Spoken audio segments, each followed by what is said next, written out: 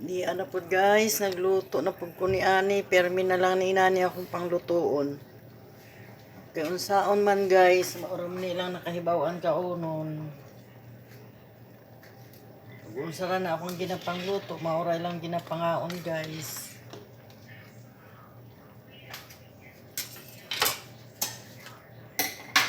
Lagyan na natin guys na repolyo at saka dahon sibuyas.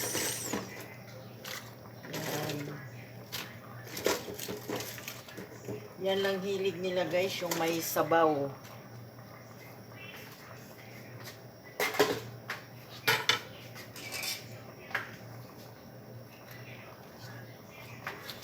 Timplado na to lahat guys, nilagyan ko siya ng cubes.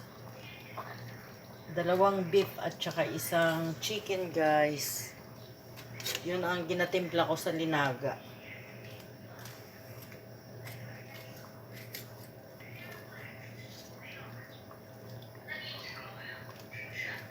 Linagang special cut na ribs.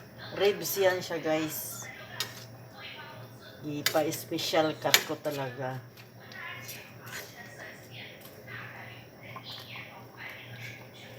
Yan po ang aking niluluto araw-araw.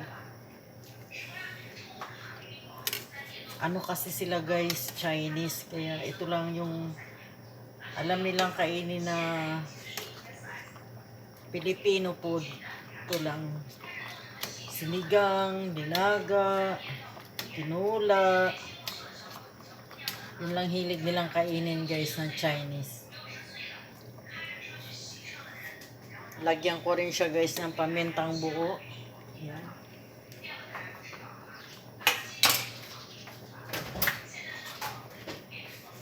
Tikman ko nga guys kung masarap na siya. Wow, ang sarap ng timpla guys. Tama lang. Di siya maalat, di siya matabang. Bawal kasi yung maalat sa busko guys.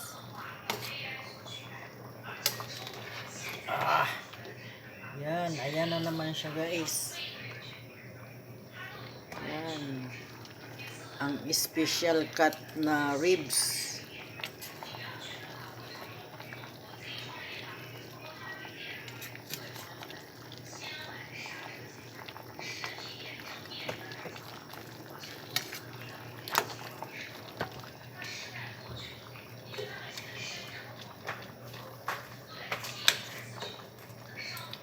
Ribs na may mais na naman.